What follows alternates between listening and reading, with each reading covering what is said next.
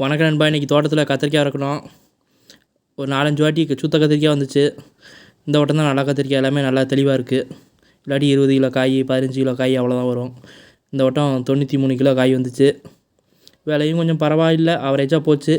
ஆனால் பக்கத்தில் கடையில் கேட்டேன் கத்திரிக்காய் எவ்வளோன்னு கேட்டால் அப்படியே டபுளாக இருந்துச்சு.